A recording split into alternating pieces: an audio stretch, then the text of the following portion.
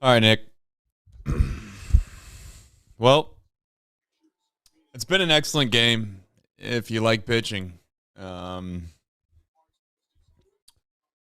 really, right before firing this bad boy up, getting ready to go on air, and Brewers hit one over the wall to take a 1-0 lead. So here we are, 3 outs for all intents and purposes of the, maybe the season. Probably the season. Maybe not, but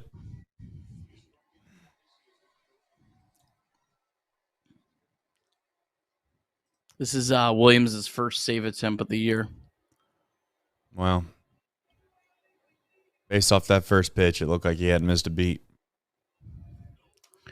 We talked last year. It's almost like you're better off just taking. Yeah, he's like Diaz in a way.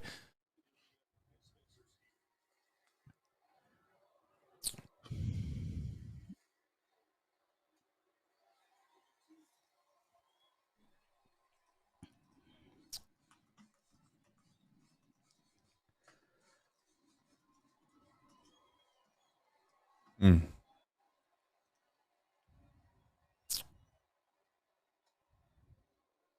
I'm assuming we're not synced. We're very close. I heard the radio. I can kind of overhear your TV. Okay, I got a pitch we're count. within I'm on 2-2. 2-2, 11, 10, 9, 8. We're like a second off, half a second off. We should be good. All right, here we go. All right. Come on. Jeez. Please, Devin, throw a ball. Please, Ellie, don't swing. Yeah, just stay in the zone.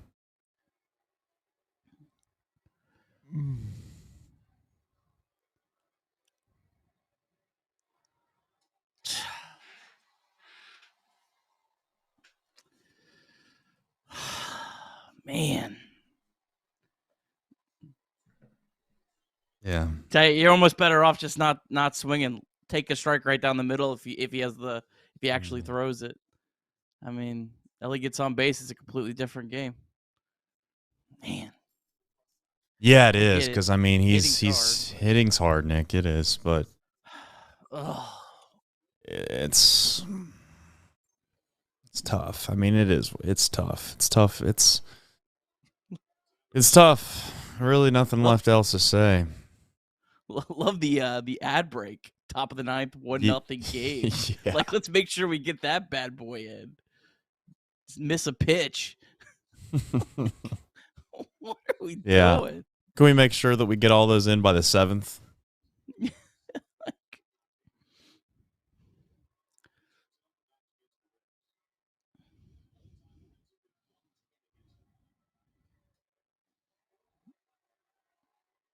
I think that was a strike. I know on the Bally zone it's not. But Devin's gonna get the benefit of the doubt in this spot. Well, I feel like the top of the zone on Tyler right now is not right. It's like below his belt.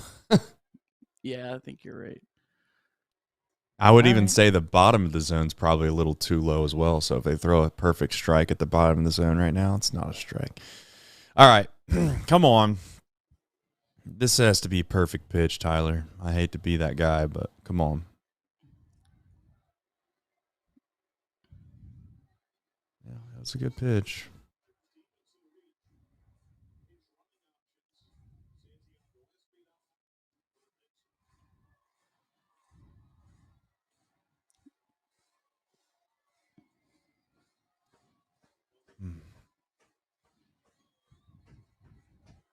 Just hit him so we don't hit him, but come close to hitting him. Good pitch. I don't mind him taking. Me neither. Not dude. at all. It's a really good pitch, dude. Yeah. I mean, change up down at the zone. That doesn't look like it's going to be a strike, and then it is. Yeah. Now, I would like to know what the game day has on that pitch, because it's probably just on the strike zone, but it does look like the K zone's low.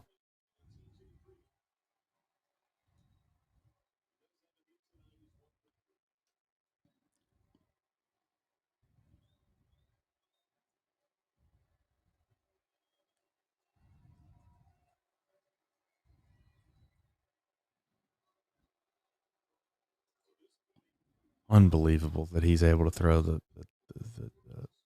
best pitch of his whole entire inning, 3-2 to Tyler Stevenson.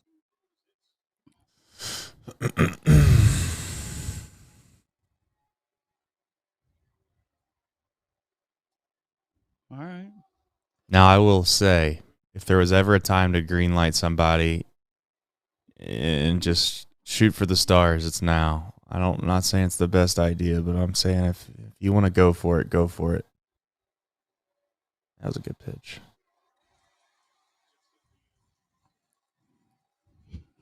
Get that call 3-1.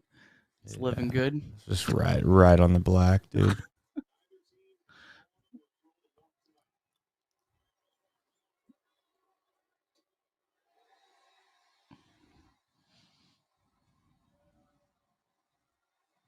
I don't know. I just don't understand these closers, man.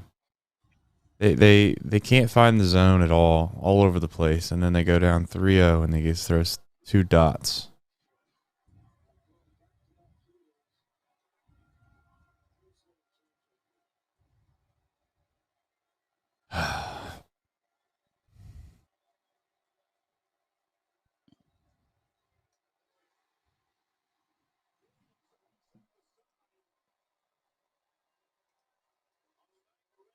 Well, it's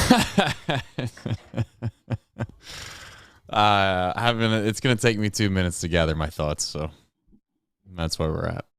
I think I can speak for all of Reds country. Joey Votto, thank you. High drive, left center field, racing back to the line, Bourgeois. The Reds are National League Central Division champions. In the air, left center field. Did he? He did! He did! Reds win! Reds win! Line to right field. Genius, the first run ever with 4 home runs in a game. Can you believe it? In the air, down the right field line. Doesn't have a chance. The Reds have won on a 3-run home run on opening day by Ramon Hernandez. A strike away and out away is Homer Bailey. Ground ball to third. Frazier gloves. Throw to first, and Homer Bailey, for the second time in his major league career, has tossed the no-hitter. Oh, gosh. Oh, my God. Are you kidding me? Holy Moses, the second player in major league history to hit 7 home runs in the first 10 games. In the air, and the Reds win it. What a dream to get into the career of Jay Bruce. Well, we say we're going to do them after 162, and this is one of 162, but tonight feels like it was perhaps the end of a run of what we would call competitive baseball in 2024. Reds fall 1-0 in another 1-run loss in another game in which, Nick, the pitching couldn't have possibly been much better. And that's happened way too often this year. It's almost like you can't even be bad and lose this many 1-run games when your pitching staff throws the ball this well, yet here we are again. I know we're going to do the Boschko recap. I'm not sure how the hell we're going to do a show here in regards to without being disappointed. I mean, you got anything else to add here before we jump into the Boschko recap? It's just heartbreaking, really. I mean, I don't know how else to say it. Yeah, that one sucked. Nick Martinez pitched his tail off. I don't know. I don't know if the guy was good tonight or if the Reds sucked. I don't know anymore. It's hard to know, Nick. Like he'd been pitching well. He had a couple hard hit balls. I don't know. It sucks.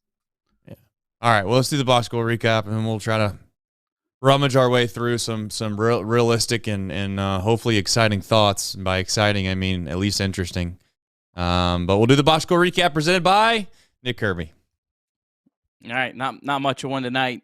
Nick Martinez was outstanding. 7 innings, 1 hit, no runs, no walks, 7 strikeouts, only allowed 2 base runners, a hit and a hit by pitch. The Brewers' only threat against Martinez was in the bottom of the 7th after Nick Martinez hit Gary Sanchez, but then Tyler Stevenson threw out pinch runner Blake Perkins to end that threat. But the Reds' offense was completely dominated by Tobias Myers, 7 1/3, 3 hits, no runs, no walks, 9 strikeouts. In fact, there was not a single walk in this baseball game. Tony Santillan unfortunately gave up a solo home run to Rhys Hoskins in the bottom of the 8th to make it 1-0. Reds go 1-2-3 against Devin Williams in his first save opportunity of 2024. Reds fall 1-0. Reds now 56-61 on the season. Well, the deep drive of the day is not in the big leagues because when you get shut out, that just makes it relatively impossible to have a deep drive of the day. So we're going to go down to the Dragons. Jay Allen. I like Jay Allen. Jay Allen's good. Jay Allen's a good player, man. I like Jay Allen. 10th home run of the season. Shout out, most importantly, to DSC. They are a leader in renewable commodities for biofuel production, specializing in used cooking oil collection, aggregation, and sales. Visit www.deepsouthcommodities.com for more information. Thank you to John for supporting us in this show, and thank you to Deep South Commodities for being a part of the program. And you know, I see the chat obviously, and I understand the disappointment. I completely feel the sentiments of many. I think it's probably appropriate. We'll just start off with the super because I think it's relatively true. Chris Ackerman says, predictable and old. Rinse and repeat. I'm tired of it. We aren't going anywhere, but is beating them in a single series ever just too much to ask? Yeah, I mean, I don't know. Part of it is that they're better than us. We can admit that. Part of it is that they're better than us. Last year, you could argue, were they better than us? I don't know. I mean, it was at times during the season, certainly felt like the Reds were playing better baseball than the Brewers at times. And maybe even this year there's been times, but not many. I don't understand it either. I don't even think you can make sense of it because I don't think there's sense to be made of it. And you find yourself in really what is just the microcosm of what was this season. Tonight was an excellent kind of showcase of the severe disappointment that has been the 2024 season, which is you've had some unbelievably good things, Nick. Like, this team has had unbelievably good pitching. And this whole notion that is, and you know what's crazy is like their offense, although yes, I think it's terrible, and yes, I think the vast majority of the Reds Nation would say it's not good. But even statistically, Nick, I'll openly admit, this offense isn't like dead last in the league bad.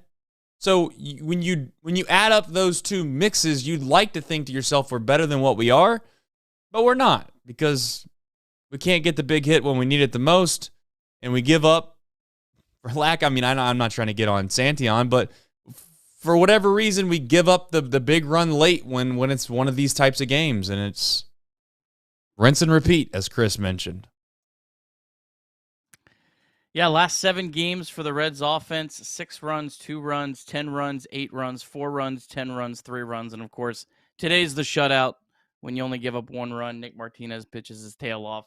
It's that kind of season. Like, that's just the way it's been. Right. Yeah. And to blame it all on bad luck would be a little bit dishonest, but to also to act as if, and I see some in the chat, and I understand, like, right,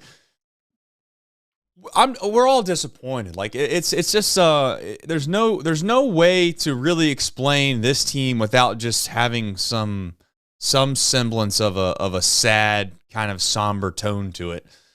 But like, it's really hard at the end of last year to paint a picture of what this season is and was. It's almost so weird and so stupid and so unique. And I know people are going to hate me for saying that because this team's never really done a whole lot, period, organization-wise. that it just feels like it's just not a good, indication of what's to come either. Like I just, this same team could run out there next year, and I would argue that there's a semblance of a chance that maybe the record ends up being the same, but it would be a vastly different reason as to why. It might be the bullpen struggling and the offense being relatively decent, or maybe the starting pitching regresses. But I don't know. I don't know what the answer is. And Nick, they're going to have to find an answer. We're going to have to talk about what that answer may be probably for the next month here. But another one-run loss, and that's been the story of the season, because who do you blame? You blame David Bell? Do you blame luck? Do you blame just don't have any clutch players, which kind of seems dumb, but I don't know. What do you do? Just got to find a way to get better next year. I mean, that's all you can't do at this point. Right. It is what it is. Yeah, and I mean, what do you? The thing is, like, I've thought about this, like, internally. What do you do to get better? Like you can't fire everybody. You can't get rid of everybody. It's not like a situation as to where you can just completely have a complete overhaul from a lineup perspective. Like, you're still going to be relying on Tyler Stevenson, right? Like, out of all the players that we know we're going to be relying on next year, right? We know we're going to start behind the dish. We'll go from left to right in the infield. You're relying on Stevenson. You know that you're probably going to be relying on Marte, right? And if you don't rely on Marte, then you're in a spot where you're going to be relying on a diamond in the rough, and people are going to laugh at that. Like, you're going to rely on like a Santiago Espinal type player that you pick up and maybe they play over their head or something like that. If it's not Marte, it's going to be one of those types of guys. You're going to be relying on Ellie. You're going to be probably hoping that Matt McClain comes back, but if he's not back, then you still are stuck with India unless they trade him, obviously. And at this point, I don't have any reason to believe they will. You're going to be relying on CES, Candelario, and then everyone in the outfield. Like, maybe they go out and get one bat, Nick. Am I wrong for thinking that they're not going to go out and get 3 or 4 bats? That's just not going to happen. Unless they move people around, unless they make some other moves that, and I think there's reasonable reason for why that would make sense too. I know our friend Chris Wells just said a lot of times he thinks it's good to have some just roster turnover for the sake of roster turnover, just to bring in some fresh blood, and maybe you trade some established players, you bring in new players. I think there's some pieces that are good pieces for the Reds that don't fit this team. I think that hurts the Reds, and it didn't really hurt the Reds this year because they had so many injuries that they could kind of they had to pick up Mike Ford at one point this year. So right. This year I don't think it showed itself. But the biggest difference between the Reds and the Brewers, it's not the starting 9 on each team. It's not even I don't even think it's necessarily their starting rotation or their starting bullpen, their top guys. It's their depth, but it's not their depth. It's their depth like all the way through their systems. When they have a player go down, they have someone else because they've hoarded prospects. They've drafted really well. They've developed really well, and they're just doing that significantly better than the Reds right now. I love a lot of the players the Reds have right now in Dayton and Daytona.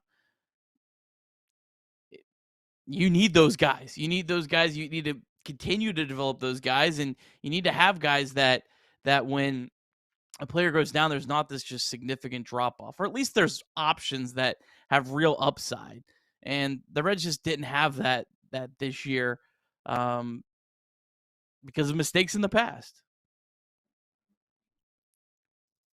Yeah, I mean, they're just so bad. They're so bad. And I wish I had an answer, and I don't think I do. Unless they go out and spend a significant amount of money, and I don't even know if that's the right play, but it's like they're going to have to do something, Nick, to fill in this sizable gap that seems to be between basically Dayton and Cincinnati. And Cincinnati still has some question marks, but I'll openly admit that they do have some young prospects that I'm willing to see. I'm willing to struggle with a little bit. Like if Matt McLain were to play next year through the All-Star break, let's say, and he struggles, I am willing to sit there and watch that. Like to a certain extent, because I'm in a way I'm signing up to see what these prospects have. And I've seen Matt McLain play at a high level already, right? So there's a little bit of trust there. CES, same thing. Marte, same thing. Ellie, 100%, same thing. What I can't continue to do is have guys like Bubba Thompson on this team, Mike Ford on this team, Will Benson. What's funny is like Jake Fraley's not really had a horrific year, but it's just for some reason in my brain, just like he's been a disappointment. Ty France gets called up or he gets brought along, and you think that hopefully he's the Saving Private Ryan, but we all know he's not. It's just a lot of retreads, a lot of mediocre players, and a lot of what I would call just lottery tickets, man. Like I do think Will Benson has a chance, Nick, but I would say like when I think to myself, if you stuck Will Benson in the Brewers organization, right? He very much is like a Weimer. He's very much like, hey, this guy's like feast or famine. I mean, yeah, he might end up being great, but we don't really give a rat's tail if he's going to be great or not because he's not consistent enough for us. We don't trust him. And we have somebody else that we think's a little more consistent, so we don't need Weimer. Like, but let's ship him to Cincinnati. They'll take him. Like, and I'm not trying to say like Nick Kroll. I'm not trying to crush us, but it's like I love the concept of guys having high ceilings. It's just that these incredibly low floors we've got to at some point get away from because we find ourselves watching inconsistent baseball because we have a lot of inconsistent players. And hopefully, like what you said, hopefully the depth and the ability that these guys have at we'll call it what it is, at single A in 2 years from now, and I'm not saying 2 years is how long you have to wait for this team to be good. But hopefully in 2 years, we don't run ourselves in a situation where we're begging for guys like Reese Hines to come up and save the season because he's feast or famine as well. We got guys like Jay Allen and Cam Collier and whoever else, maybe Sal Stewart, and it's like out of those three guys, we only need one of them to be good. But right now, that's not where we find ourselves. So. It's a tough day if you're a Reds fan because you just had every single thing that's ever been disappointing come to a head at one night. This offense has been abysmal for most of the season. Your pitching staff's been great, but they can't capitalize on it. The Brewers wipe our ass every single time we ever play them, and this is yet another year that we're going to go by and have to watch other teams play in the postseason. You add all that up, and here's your big crap burger of being a Cincinnati Reds fan. But I guess we can talk about Nick Martinez, which I will admit, as much as we want to complain about this organization and blah, blah, blah, whoever decided they didn't want Nick Martinez at the deadline is straight up bonehead idiots. And I said that from the start, just to be clear. The guy is unbelievably good. I don't know how in the hell you wouldn't want him on your team if the Reds were even considering shopping him, and we all know they were. But, yeah, I mean, if you're going to the postseason, you want him on your team, and the Reds obviously couldn't find a deal, so we get to at least find him as a bright spot for the rest of the season. Yeah, I mean, I'm happy for Nick Martinez because he made those 5 starts early in the year and struggled, and I get why the narrative was made, but the narrative was this guy's a reliever. He's not a starter. He's not a starter. And I mean, I think he's proving that he's a capable starter. He's not as good as he's been his last couple times out. Like that's not going to be him going forward, but he's a legitimate big league starter. Now, is that the best way to use him completely going forward after this year? I don't know, but he definitely is capable of that. I hope the Reds can find a way to work out a deal and keep him next year. I know people are already counting him out. I would remind people that I think that the Reds paid more than anyone else was willing to pay Nick Martinez, and that's why he came to the Reds this year. I'm right. assuming that Nick Martinez didn't, sign a short-term deal at Great American Ballpark for the hell of it. So I mean, he seems like he likes it here. He's just an incredible competitor. You see him in the dugout, just running up and down. Like you love that, man. As a baseball fan, you love Nick Martinez. I mean, he's incredible, and just sucks that the start got wasted. I don't want to like be down on talking about Nick Martinez because he deserves all the flowers in the world for the start tonight, but it's hard not to be. Yeah, it is hard not to be, but we can all admit that Nick Martinez has been an excellent signing, and he's lived up to everything that we could have hoped for before the season started. And hopefully maybe that option gets picked up. I don't know. I personally think, and I could be wrong, I personally think Nick Martinez will opt out of it because I think he'll basically, if nothing else, will just ask for an extra year, and maybe the Reds will do that. Maybe it would be unwise to do that because at some point, Nick, we know that these guys fall. You know, it's not usually a gradual decline in baseball for most guys when they get older. It's kind of a cliff scenario where you're going well, and then you're gone. Maybe the Reds will find it worth it to give him an extra year. But again, I don't expect them to come to a conclusion or an agreement to both opt into his 1 year agreement this following season. But we'll find out, and if it happens, it's great. If this is all she wrote with Nick Martinez after this season, then it was a hell of a time watching him, and best of luck to him. So I don't know. I guess we'll talk about this offense. I don't really know. Nick, it's hard. Like, we do these shows every single night, man, and I feel like there are times where we want to do the best we can and we want to say things that were insightful, but when you don't get any new material, what are you supposed to say? I mean, yeah, they hit a couple balls hard, right? Like, I'm not trying to say that it was a completely disgusting, utter disaster of a performance, but I mean, what are you supposed to say when you score 0 runs? I don't know. He had 9 hard hit balls tonight. Tobias Myers came in pitching very well. I mean, he's got a 2.79 ERA. He's been a starter a large portion of the season to this point. So, I don't know. Reds offense have been playing decent.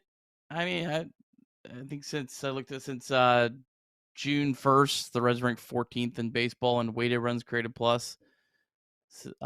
If you look at just like OPS, the Reds are 7th. So I mean, the offense hasn't been a glaring weakness by any stretch of the imagination over the last couple of months. Now, it has been feast or famine at times. It's hard to say, is that something the Reds are doing versus not doing? Is it sequencing? Right. Is it luck? Is it? I don't know. I think it just comes down to the quality of hitters that we bring up to the plate, and I think that, as I've said before, if we were to look at this ball club from an outside view, if you took every single player that played for the Reds and you put them on the, name a random team, Pittsburgh Pirates, and you gave all the Pittsburgh Pirates players to us as Reds fans, we would probably view the Pittsburgh Pirates as a team that's not even worthy really of talking about. And that's where we're at. That's how I feel like that's where we're at. Outside of Elly De La Cruz, there's really not a lot of fear that I would have as a pitcher. I just wouldn't. I mean, he's had an okay season, but most of that stems from a very, very, very hot stretch of baseball. Candelario has one hot stretch of baseball. Like, this team is full of diet right versions of Jay Bruce. And that's not great either. And I'm not downplaying what Jay Bruce was capable of doing, but it's like, I don't want to live or watch a team play that is always inconsistent. I want professional hitters, man. And I know asking for Joey Votto type at bats from your entire lineup on a consistent basis is maybe too much to ask. But I'd like to be closer to Joey Votto than Jay Bruce. And it's a damn shame that we have to go all the way back to those types of guys, at least in my generation, to talk about baseball players that actually played meaningful games in the postseason. Now, again, if we want to count the 2020 season, be my guest, whatever. But it's like, that's the nut that we have to crack, is we have got to find consistent, reliable players, and we had that last season, most notably in TJ Friedl and Matt McClain. Period. And if Matt McClain can be the same guy he was before, then we got a good chance. I like our chances.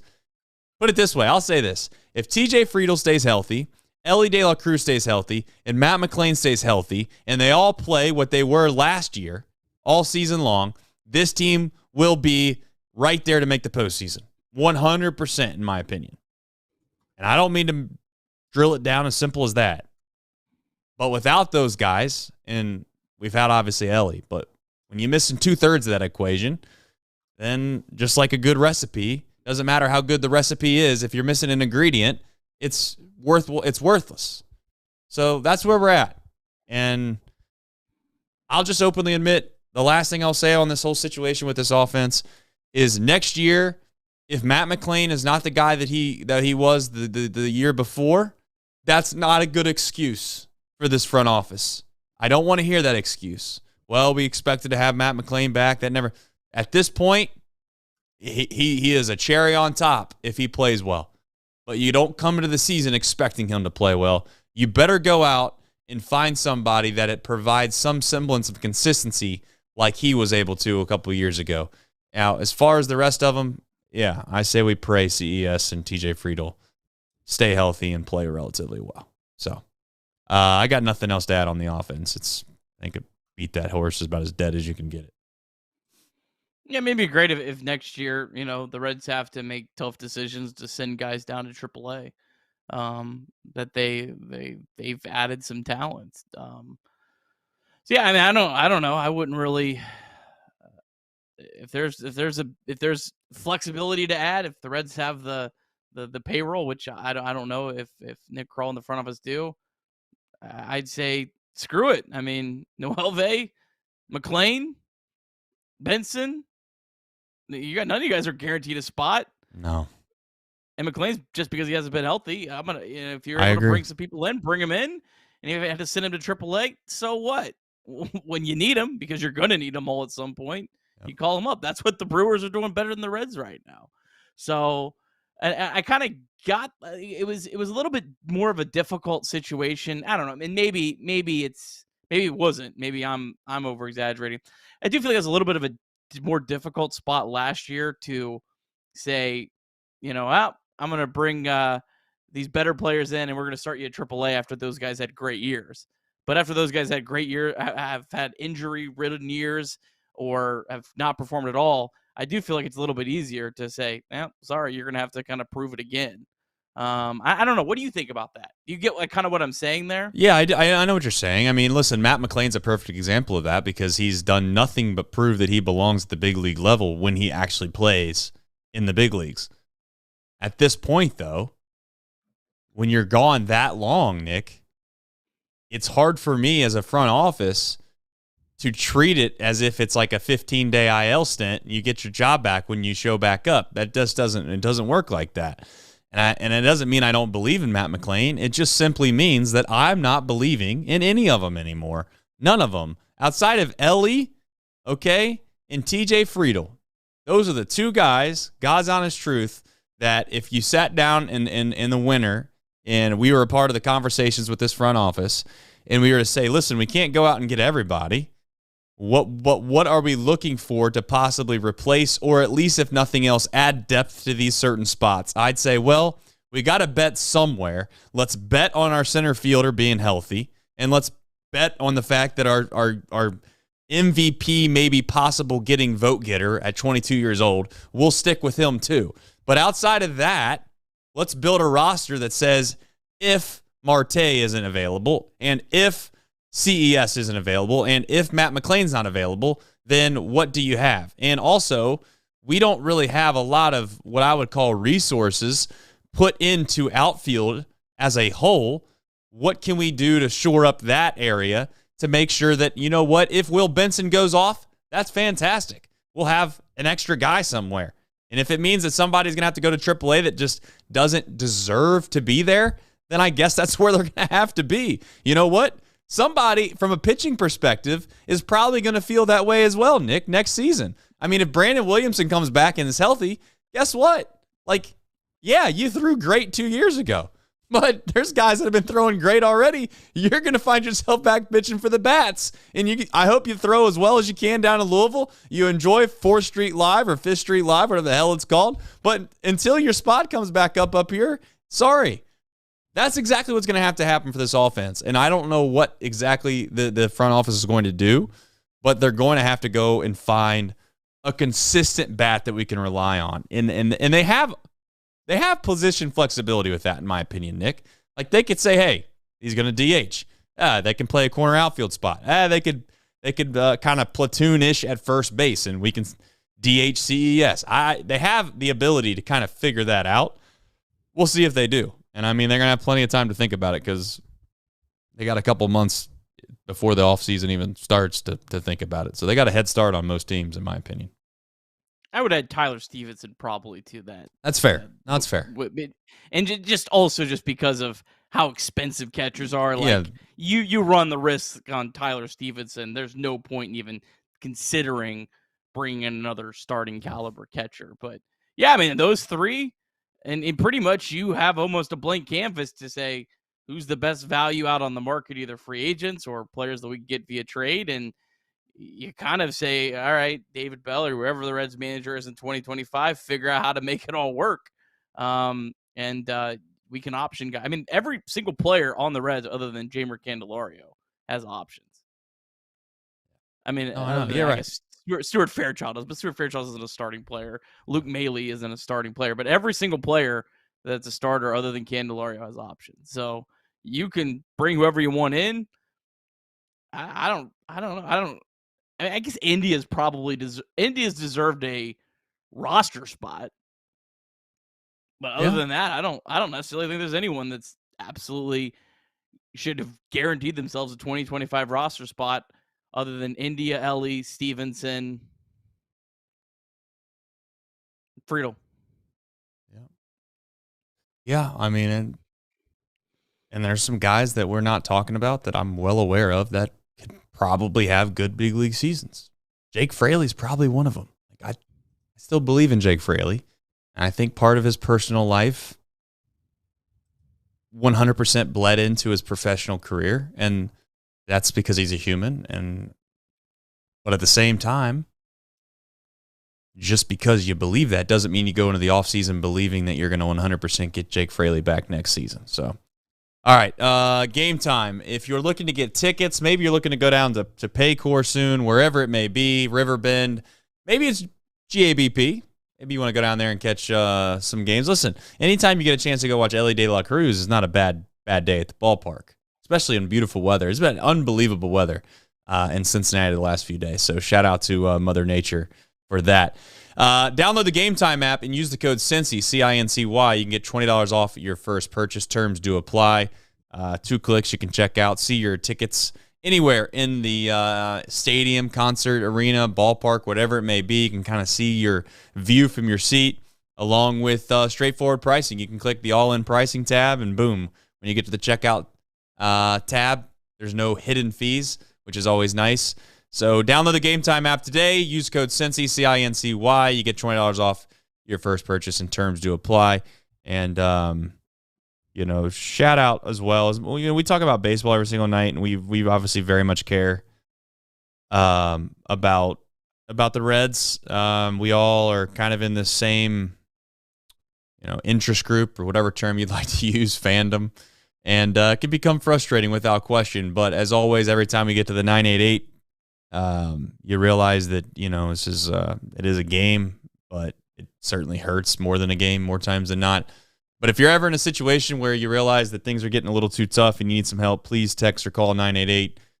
Check out mantherapy.org as always if you have any kind of specific things you're looking for to get assistance on. And we are here to help promote that message. And hopefully if one of the thousands of people that listen to this kind of feels like I'm talking to you, please seek out those resources. So, Santillan threw the ball. I mean, listen, he gave up a home run, Nick, but it's impossible to get on him. I mean, it would have been nice if he didn't give up the long ball, but he got outs and just unfortunately gave up one big fly. But it's hard for me to say he threw the ball poorly, really. Yeah, it looked like, I mean, the first couple batters, like, oh, wow. He got Adames out. He got Adames out after being down 3-0 in the count. A That great was the one I pitch, was too. looking. Unbelievable. Yeah, he's had a great year. Just sucks for him to kind of have the kind of hang on him tonight because of the year that he's had, and how much he's had to prove to get to being pitching in the 8th inning of a 0-0 ball game. So I don't think this should waver at all on how you use Santillan going forward. You just hope that he's able to respond. I'd love to see him get a big spot tomorrow. Reds find a way to salvage a game, and Santillan gets a couple big outs tomorrow. That'd be great to see because he deserves it. Yeah, he does. I mean, it's Santillan's had a tough road in a little bit of a way, right? Like, I mean, he was kind of right there, pretty steadfast in the big leagues, and then all of a sudden you get hurt. You're not sure if you're ever even going to get a chance again in the big leagues, and you go back. You got to earn your keep at the minor league level, which isn't always a guarantee either. I mean, not only is there a risk of injury, but there's the risk of just underperforming or just not throwing the ball as well as you'd like. And one thing leads to the next, and you never find yourself in the big leagues again. Santillan obviously clawed his way back, so kudos to him, and we'll see ultimately what the future holds. But yeah, it's just a disappointing night, man. No other really way to say it. You have on here the 2028 Olympics. Now I must kind of giggle there. I don't know. It's kind of wild, and maybe I'm an idiot for not knowing this. I couldn't even tell you where the 2028 Olympics are. Is that it's not in the United States. I know the World Cup's it's in the United States. It's in LA. It's in LA. So I put this on earlier today before the game because there was some. I know Jeff Passan tweeted out. Yeah. There's been a lot of conversation because baseball is coming back to the Olympics. They took it out of I think the last 2 Olympics. Yeah. Baseball's coming back. There seems to be a lot of momentum. Bryce Harper supported it. Shohei Ohtani supported it for MLB to take a break and allow players to go to the Olympics in 2028. I 1000% think they should do this. You watch the USA basketball team right today, how cool that is, how great that is for the global brand of basketball, and I think it helps the NBA quite a bit. I think this is a no-brainer decision. Find a way to make it work. It might suck. You need to find a way to get everyone on board, and I think that MLB should take a 2-week break. And the great thing is it's July 14th is when it starts. So it's not like it's late August where it would be really difficult. I mean, this is right around when your All-Star break is. I think you have to do it. Well, it'll just come down to whether or not they want to find a way to still play 162. I would presume that they would. Maybe they mix in a couple double headers here and there throughout the season to make that make sense. Maybe they can't start a whole lot earlier, Nick, because I mean it's already relatively pretty cold in a lot of these northern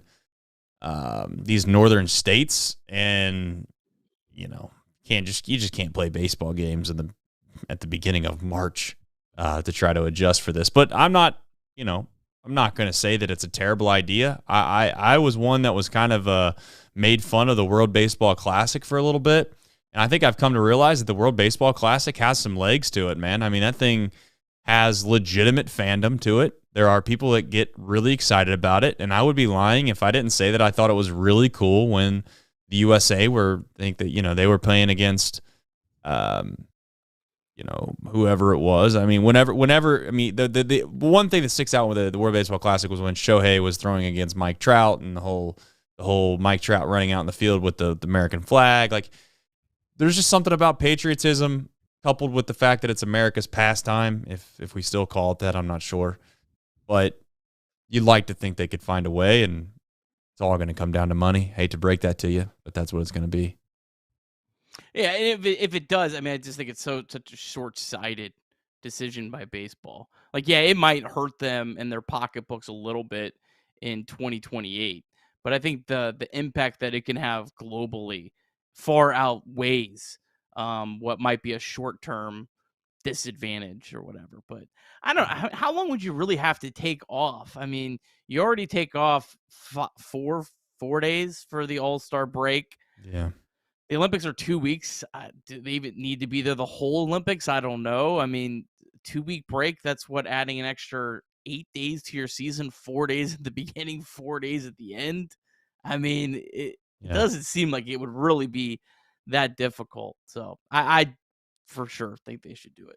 That's fair. I would say, I'd venture to say they would need like 10 days, and they'd have to do something of the, probably like a 3-game round robin, top 2 teams out of the 3 teams move on to a single elimination, 16-team bracket or whatever it would be. Maybe it's less than that. But anyway, you get yourself in a spot where you put the game on a global stage, and it 100% would help from a marketability standpoint. I just don't know if Major League Baseball will allow it. We'll see. I mean, the NHL's fought that fight too, so I don't know. We shall find out. Next 2-3 seasons from now, probably. I would say they'd make that decision in 2027 by that point.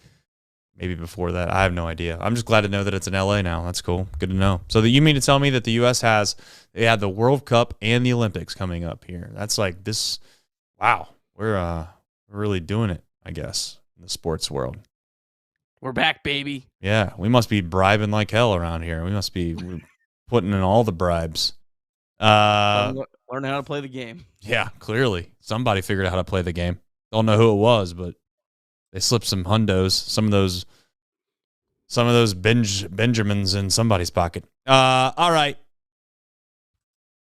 Did our best tonight, folks. I hate to say that, but we did our best. I hope you commiserated with us a little bit. We found a way to talk about things that we think are relatively important, and hopefully maybe they win tomorrow. Maybe they win tomorrow, and maybe they get lucky and rattle off like something stupid, and we find ourselves just making fun of our takes in October. That would be great.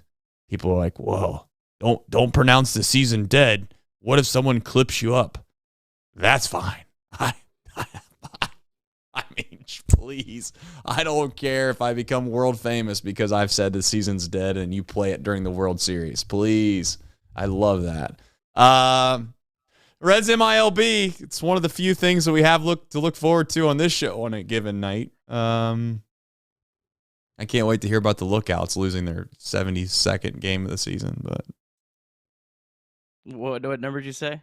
Wow, 72nd game. I don't know how many games they've lost, but it sounded like that. You were low. Oh, we've lost more. Damn. Well, I can't wait to hear what it is. So we'll go from there. Reds MILB presented by Nick Kirby. All right, we have a lot of games still in action. Louisville's down 10-5 to Charlotte. Justice Sheffield gave up 10 hits and 7 runs. But Blake Dunn, 3 for 4. He stole 2 bases. He's playing really well of late, so that's great to see from him. Chattanooga, yes, they lost their 73rd game of the year, 5-3 to Tennessee. They've lost 6 of 7. Tyler Callahan, the one bright spot there. He had 2 hits, just came back from the IL. Dayton, they currently lead Lake County 4-2. They're having a great week. They are beating up on Bazana and company. Bazana hitting just $185 so far. Hey, he's struggling. Bust. 0 for 3 tonight against the Dragons pitching. But as mentioned, our deep drive of the day, Jay Allen hit his 10th home run of the year.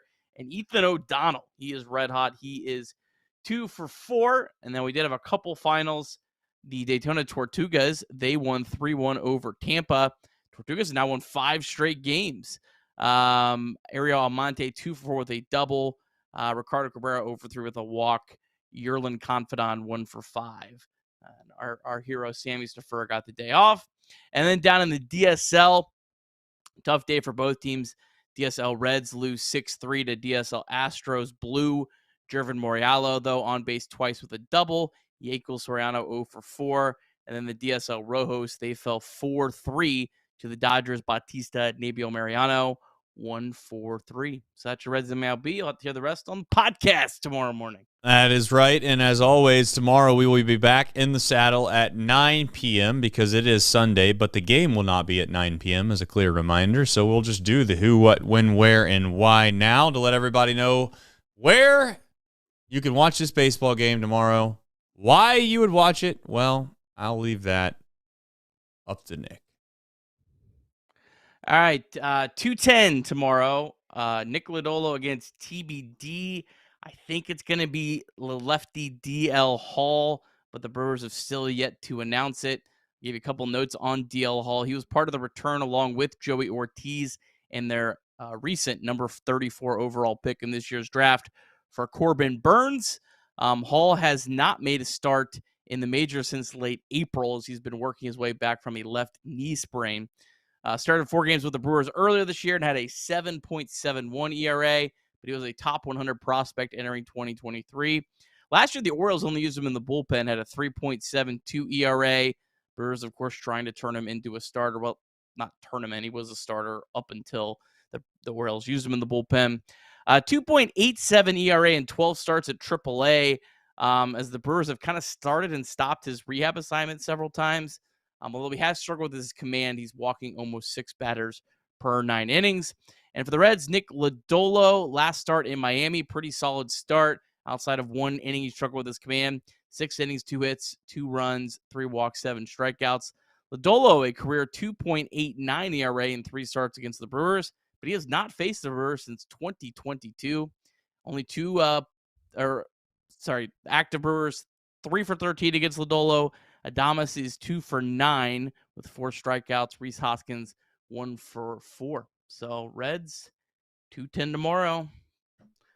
All right, It won. Yeah. Yeah. I mean, I'm not gonna hold out hope, but I'm certainly gonna wish for it. We'll find out.